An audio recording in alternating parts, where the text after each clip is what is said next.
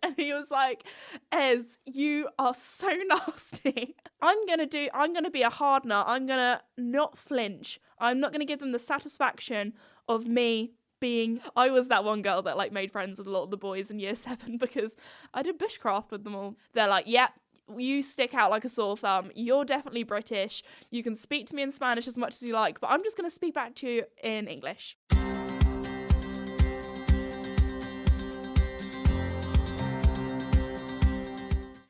Everybody, and welcome back to my podcast, Esme's Country Life, and welcome to season 2. We're now in 2024, so happy new year. I feel like season 2 is what we're going to call it, so yeah, welcome back. I hope you all had a lovely Christmas. I feel like Christmas feels like ages ago now, like that has been and gone, but I'm going to give you a little update of what I've been up to recently, because lots happened. I've been ill, I've been away, I've made lots of plans for 2024. So before we get into all of that, I just want to say a huge thank you to the sponsor of the podcast, Red Post. Red Post is an equestrian and country store based in the UK, but they also ship all over the world. And also, I have some very exciting news that they are having a January sale. So be sure to head to redpostequestrian.co.uk to get some super good deals. But anyway, let's get straight into it. I thought to do like a little recap of Christmas. I know that Christmas has been and gone. I feel like everyone's fed up with Christmas. We're like, okay, you've talked about it enough. Especially in my industry, I feel like Christmas starts in social media world basically as soon as Halloween's gone. Like Halloween's gone, it's just like everyone's doing the Christmas content. Everyone's thinking about the Christmas kind of stuff that they need to do. But anyway, I actually had a really lovely Christmas. It was kind of quiet actually because I feel like everyone that I know has been ill over Christmas. Normally I get ill after the London International Horse Show just because there's a lot of people all in one place. I would never get ill when I would go just for the day or go as general public, but when you work there and you're there like all the time talking to loads of people, for some reason, like it's just kind of like a thing. Everyone always jokes that they get ill after that.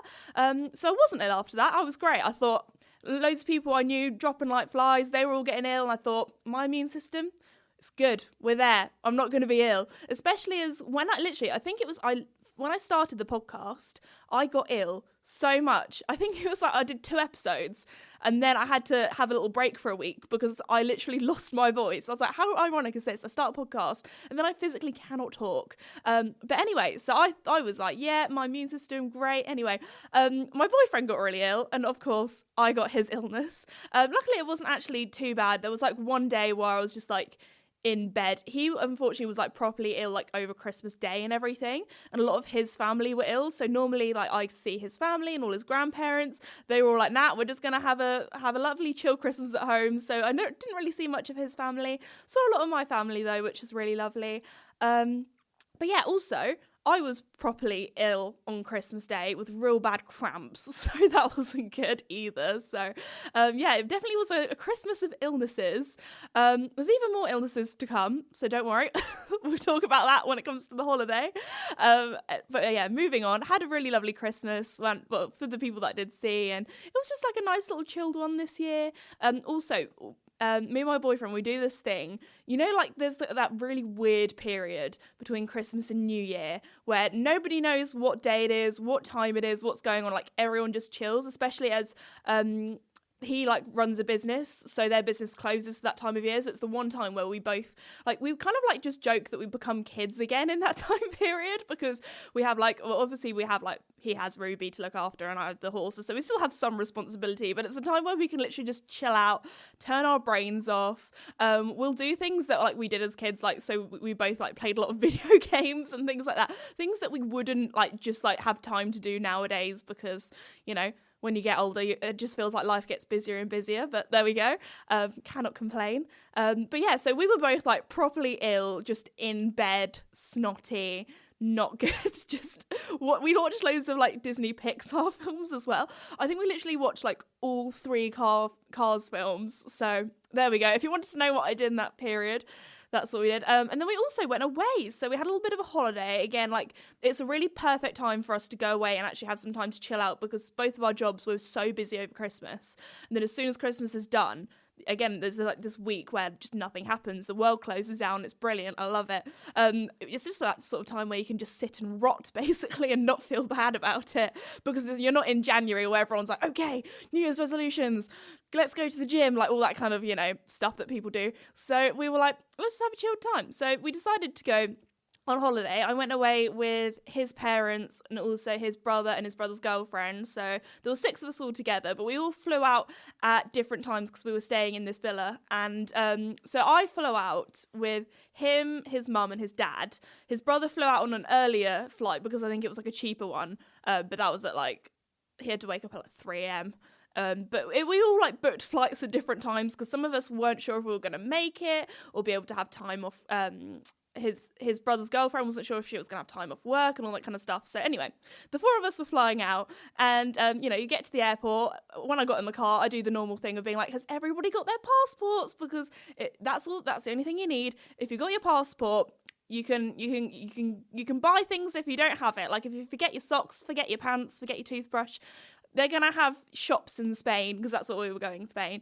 They're going to have shops where you can buy those things. We're not going to the North Pole where there's nothing. So anyway, we got to the airport, and then his mum got my case out and put it on the ground, and I was like, oh, that's my case. And she was like, oh, yeah, it is. And then she went into the back of the boot. She was like, oh, where's my case? And she forgot to put her case in the car. And when I tell you, that day, I was actually quite nice. I was like, if that was me, I would cry if I'd forgotten my case. But the boys, they were rinsing her. We have a very big family banter where if something goes wrong, we laugh about it and that kind of thing. So we were all cracking jokes. Even just little things we're going through passports, going through what's called air traffic control kind of thing, where you have to get all your liquids out and go through the x-ray machine and that kind of thing. We were like, oh, you're going to go through really quick. You don't even have a case with you. So we all brought carry-ons, because nowadays it is so pricey to bring a full-sized case. Actually, to be fair, my boyfriend brought a full-size case because we were actually going skiing on this trip, so he brought all his ski stuff. I don't have ski stuff, so I actually was so proud of myself. I packed very, very light for a girl as well, because us girls, we're known for overpacking. Very stereotypical, but I had a small carry-on suitcase and a tote bag, and that was it. And I managed to fit everything for a week in that. So I was quite chuffed with myself. I was very proud of myself. I feel like I'm quite good at packing. I remember when I went to a work trip to Australia back in 2019 for 3 weeks, I think it was. I think it was just under 3 weeks. I literally packed the night before. I feel like a trip that big, when you're literally going across the other side of the world, most people will be packing for a month, making sure they get everything. I'm just like, if I pack it all at once, then I won't forget something. Because if I pack over a week or over 2 weeks, then there might be things that I need in that suitcase, and I'll take it out and then I'll forget to put it back in again. I'm just like a night before, get everything done, bish bash bosh. So what was I even talking about? Oh yeah, passports. Didn't steal someone's laptop this time, like my trip to Italy that I was talking about. So that was all good. Luckily, she did have some clothes at the villa, so that was all good. So anyway, we arrived, got in the car, that kind of thing, and then we got because we'd been rinsing the poor girl for getting her suitcase. Then my boyfriend's brother rang, being like, "Hey guys, I've locked myself out." So we were rinsing him for getting locked out. In all fairness, he didn't realise it was one of those doors where if you shut the door, it locks itself. So he was, he got there before us all. We were like, this is going to be great. He's going to do all the shopping for us and put all the food in the villa. He's going to give it a bit of a tidy and a bit of a clean, get everything ready for us. Well, we thought, oh, we finessed this. We're just going to get him to do all the work. We're going to arrive. It's going to be perfect. Anyway, before he even got all the shopping in, he accidentally shut the door, locked the key was inside the villa, so that was all shut up, and he was like, oh, I'm locked out. So he went off, had some lunch. He didn't have to do any of the work of getting everything put together, but no, it was all fine. We arrived, we had a great time. It was if you want to know where we were, around where we were staying, for any of my Spanish followers, we were staying in a little place. Well, we flew from Malaga Airport, and then we were kind of like up in the mountains. So it was probably about a 40-minute drive up into the mountains. It had some really beautiful views. But yeah, we had an absolutely lovely time. Again, we just had like a real good chill out. I read a lot of my books as well that I've brought along with me, which I feel like I've got into a bit of a reading slump. You know, when you go through, I think it's just because I've been so busy in November, December doing all the like worky kind of bits and bobs that I just haven't really had a time to just sit down and read a book. So that was really lovely. And also, like, we were there like over New Year's, so weather-wise in Spain, I feel like all the Spanish, they were out there with like puffer coats on, like jackets, that kind of thing, and I was out there in like a floral dress, skirt. To be fair, the weather was probably about, I think the highest the temperature got was 22 degrees C, which I would say as a British gal is hot, it's warm, especially. I had a little lounge on the sunbed. Didn't have to worry about getting burnt too much though, because it is literally like January, December, so it wasn't like that. So that was quite nice. Had a little relax in my book. Also went in the pool, even though the pool was like 18 degrees, 16 or 18 degrees, which in water is very cold. But to be fair, I am such like a water baby. I love swimming in water. Like as a kid, always did that. Like, I remember swimming in the sea on like an Easter Sunday in the British Sea as well, like freezing, in my pants and t-shirt when I was about 6. No, I was a bit older than that. I don't think my mum would have let me swim in the sea when I was 6 on my own. I think I was about 7 or 8. I think I was about 8, and I loved it. Like, if there was water, I'm getting in it. So there we go. Had a lovely time. Did some nice little workouts because it was on such a big hill. I literally just like was power walking up and down the hill, seeing all the views, going for little walks. So that was really lovely. I'm trying to think of what we really did. Oh yeah, the first day we went to the shopping mall, and when I tell you, I had so much fun in the shopping mall because, as I say before, living in the countryside, I don't really like get out that often to like cities or towns where there are big shopping malls. So when I shop, I've said this before, I go all out because I don't really like ordering stuff online, because I always find a lot of the time the quality is either way worse than you think or it doesn't fit right. Like, I am that person that will try every item of clothing on before they buy it, because I feel like if an item of clothing just doesn't fit you right, it's just not going to look good, is it? So anyway, did a little bit of shopping with my boyfriend's mum while my boyfriend and his dad went and did some golf. So we had a lovely time in the shopping centre. Also, do you know what was really fun? I got to speak Spanish. Now, this doesn't sound that exciting, but I did Spanish GCSE, got an A* as well, so, you know, not to brag or anything. One of my regrets is I kind of wish I did Spanish A-level, because I really enjoyed Spanish. I loved my Spanish teacher. My Spanish teacher definitely isn't listening to this, but if you're listening, you're one of my favourite teachers. Anyway, I really enjoyed it, but I decided that I wanted to do chemistry A-level instead, because that's when I was interested in doing either vet physio or being a vet or that kind of thing. Obviously, I'm now a YouTuber, so I went for a very different career path, but I feel like that's life. Sometimes you think you're going to go down one route and actually a different route opens up. But anyway, but I really enjoyed Spanish. There was actually, like, I remember a few times when I was doing my Spanish GCSE, I actually, like, dreamt in Spanish or was talking to someone in Spanish. So I have forgotten quite a lot of it, but I definitely knew enough to kind of not, like, have a proper, like, full-on conversation with someone, but if someone was talking to me, I feel like with languages, I can understand things a lot better than speaking back, or I can, like, read things well as well. So there we go. But anyway, it was great because obviously it was the off season, and where we were, it wasn't like a really touristy area, because normally when you, like, go on your summer holiday to Spain or that kind of thing, all of the waiters and waitresses or people in shops, they're like, yep, you stick out like a sore thumb. You're definitely British. You can speak to me in Spanish as much as you like, but I'm just going to speak back to you in English. So there we go.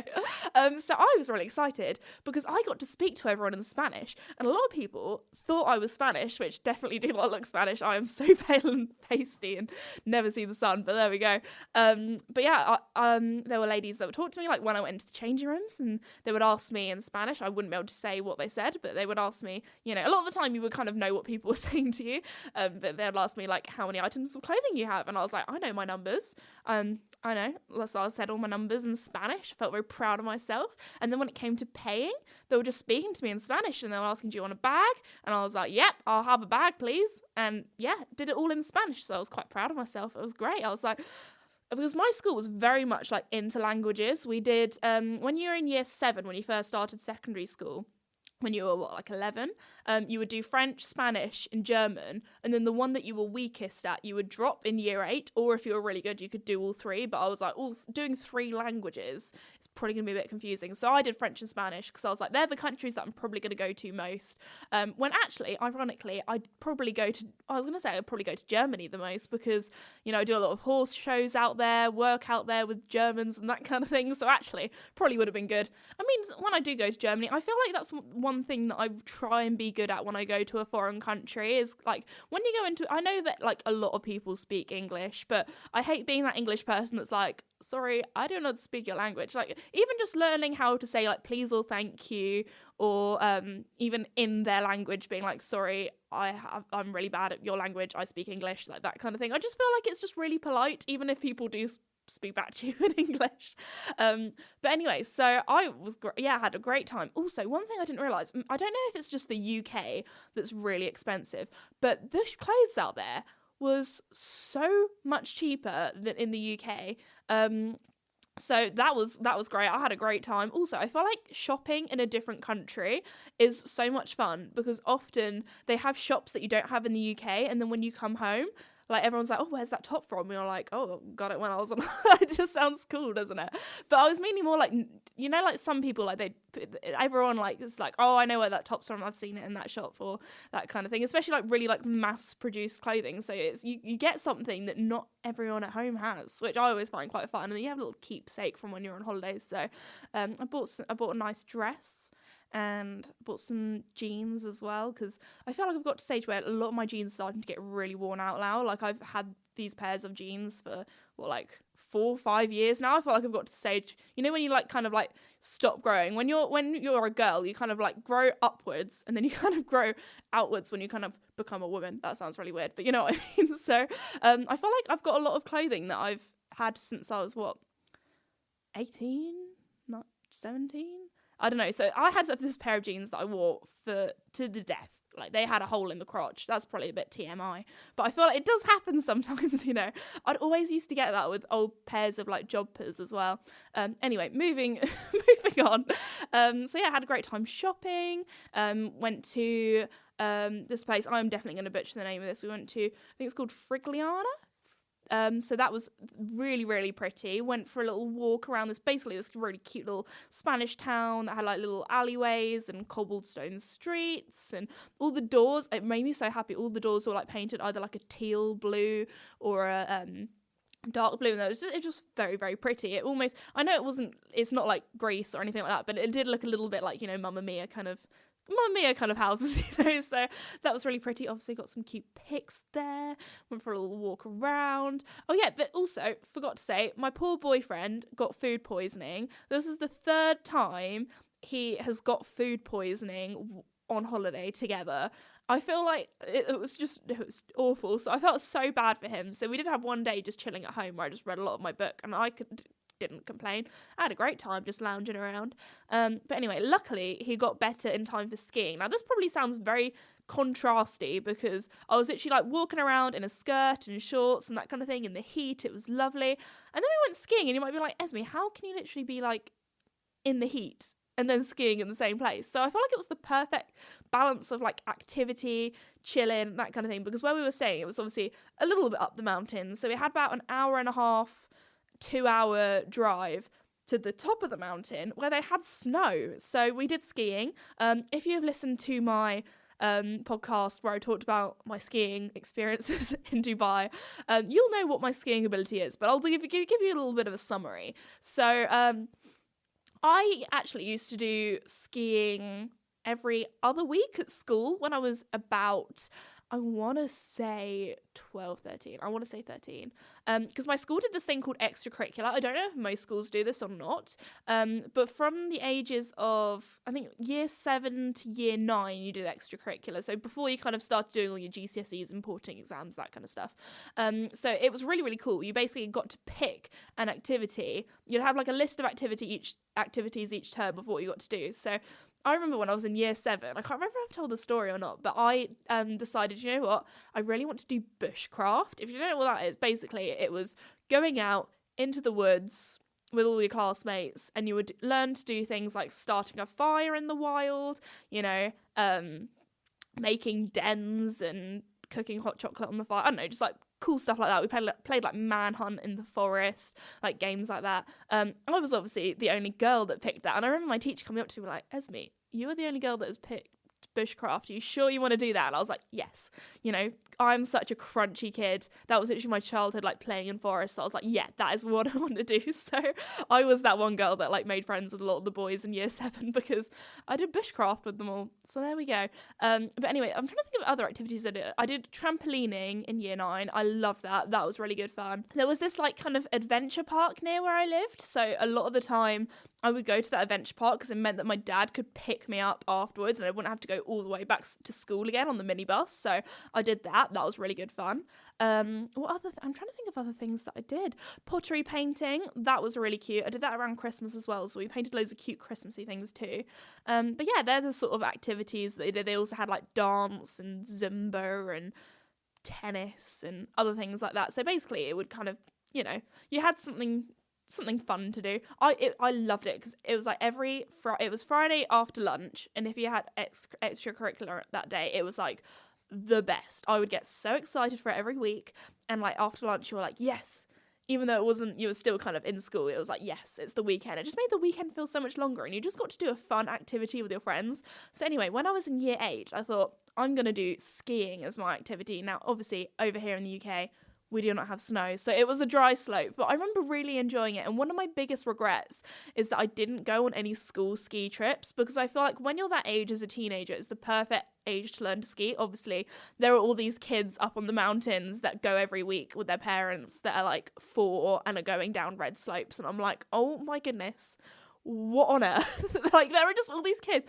Like, I was saying to my boyfriend, we're on the slopes, I was like, oh, there's literally like a 4-year-old going down there, I'll be fine. And he was like, Ez, they've probably been skiing since they were out of the womb. Like, don't get ahead of yourself here, girl.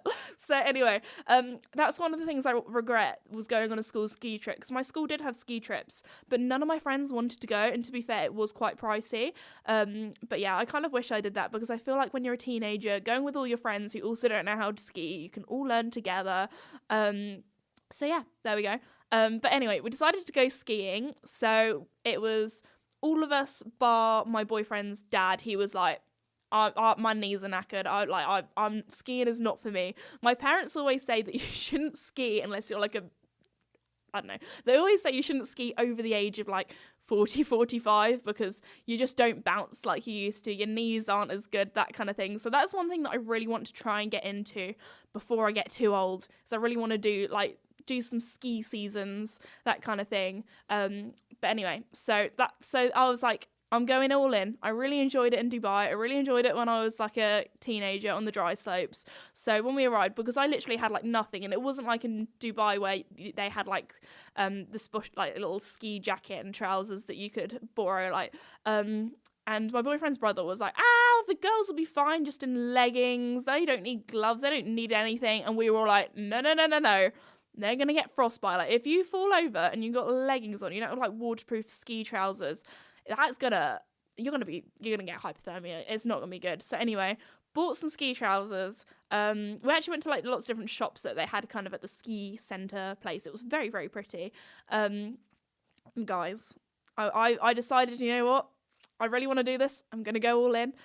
So I just tried on these trousers. They fit perfectly, and I saw they had them in sage green, which is one of my favorite colors, like a sage minty pastely green. I was like, oh my gosh, they are so pretty. And then I had a matching jacket as well. I was like, you know what, I'm gonna go all in. I'm gonna have the matching jacket, because to be fair, I didn't actually bring a coat with me. My boyfriend has one of those like snow hoodie kind of snowboarding hoodie kind of things, so I was gonna wear that, but I thought, you know what, I'm gonna go all out.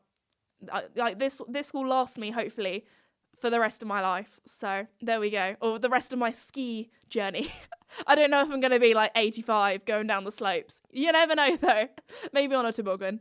But anyway, so but it was also good because it has like one of those like little zips in your ski jacket that you can put your ski pass in. So when you go on the slope, like, what are they called?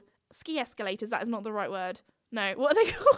Gondola or chairlift. When you go on those, you don't have to like worry about getting your pass out. But also, I didn't realise that there's a thing called a snow skirt. People that are like seasoned skiers are going to be like, Esme, this is so boring. Why are you explaining this? But to be fair, there's a lot of people probably out there that don't ski regularly. So, this is new world for me. But there's like a little thing called a snow skirt on like a ski jacket. And so you do like these little poppers up at the bottom. So if you fall over, you don't get snow up your jacket, which I think is genius. Have my proper ski. So I was there. A vision of green, loved it. I was the only one in green as well, which is great because, oh my goodness, when you lose somebody, it's so difficult to find them. Like my boyfriend, he has his like, luckily his ski helmet's like a little bit easier to find because it's black, but it has like gold bits on, which sounds really weird, but it is very cool. And he also like, he was, I don't know if I can say this word, but he was saying, we were all, I'll say it in a polite word, we were all the gear and no idea because he was going to say we were a full kit, something or other, if you know, that they say in football. But so we were there, I was a vision of green, everyone could spot me, which was great.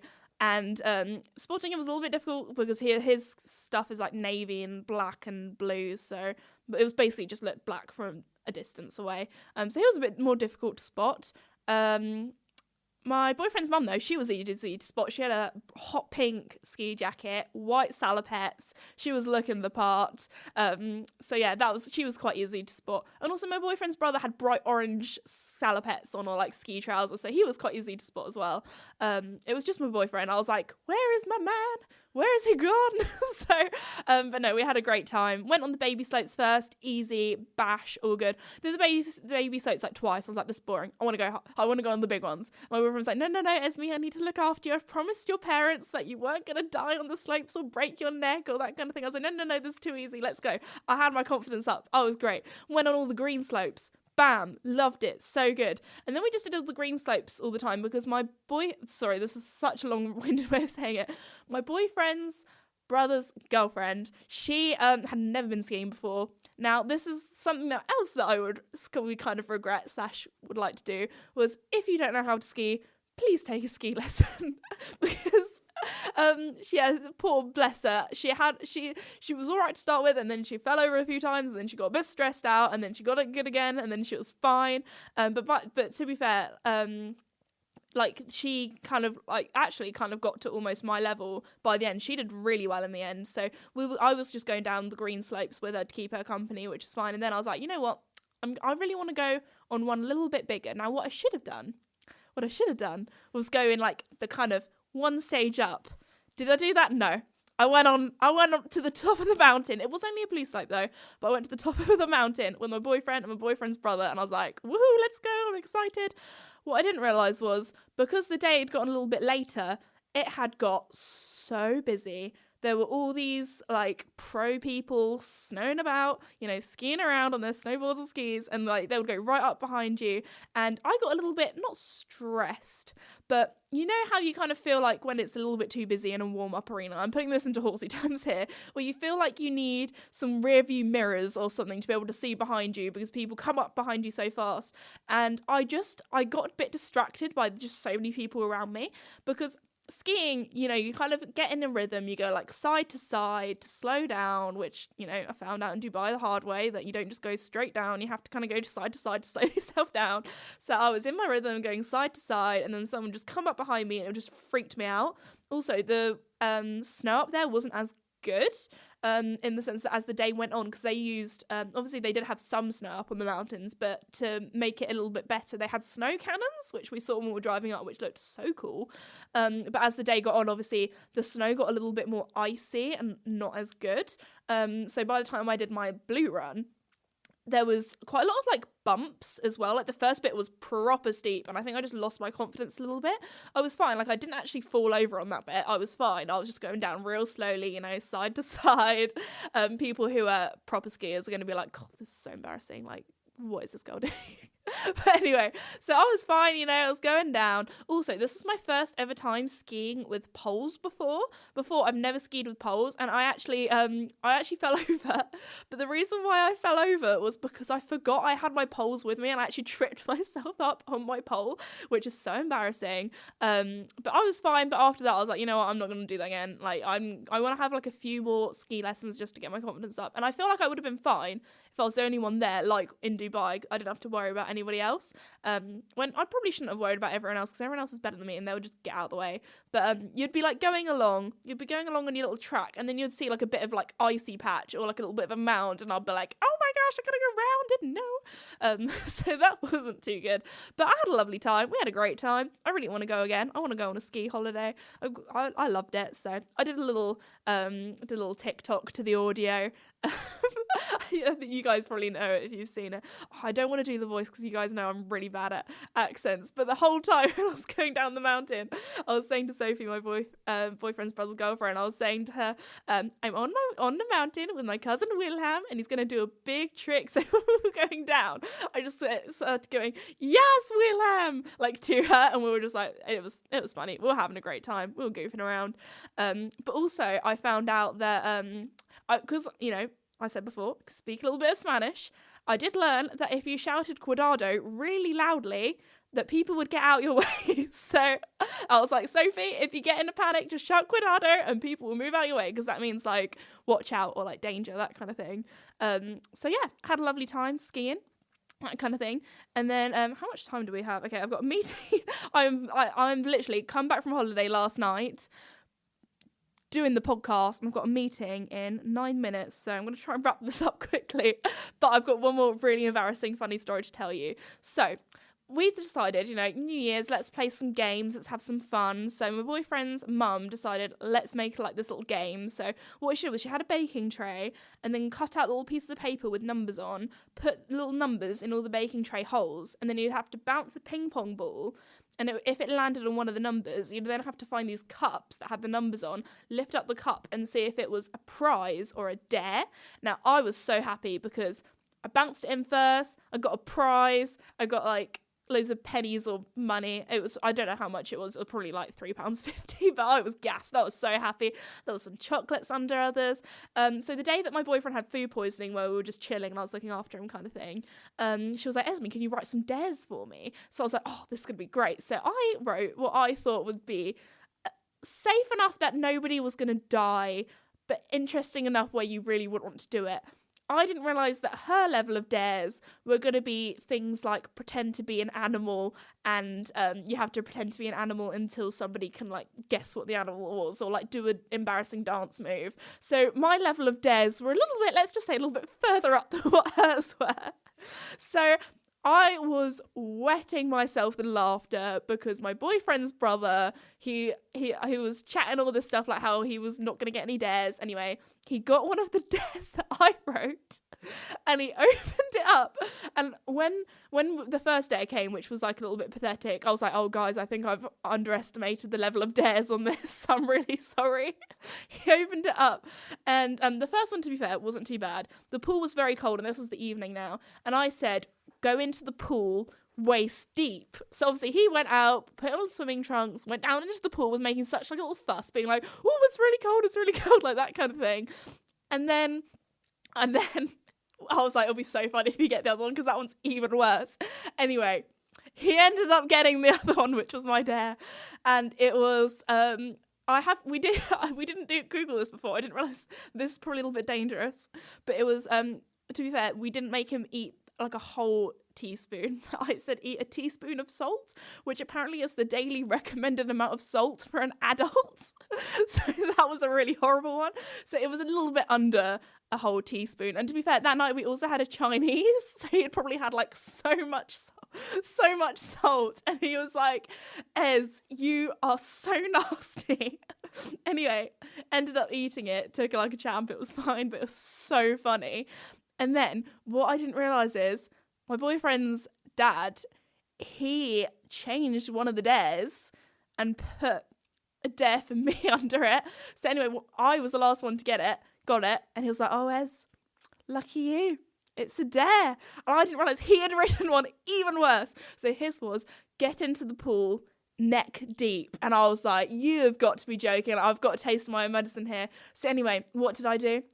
Ran to the bedroom, put on my bikini, walked out like a soldier, like a champ. I was like, if I'm going to do this, I'm going to be a hard nut. I'm going to not flinch. I'm not going to give them the satisfaction of me being uncomfortable. So walked straight into the pool, neck deep, stood there for a good 10 seconds, stared them in the face, walked out. I was like, that is how you do it. I am so much braver than you. I made no jip. I wasn't complaining at all.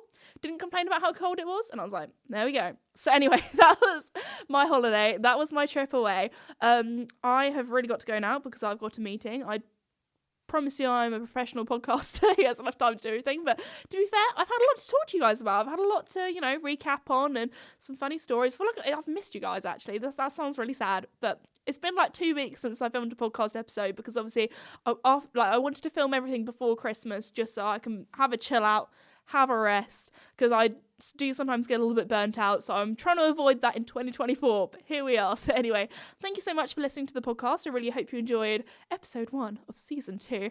Thank you so much again to Red Post for sponsoring the podcast, and go and check out their January sale. But anyway, thank you for listening, and I'll see you all next time. Bye!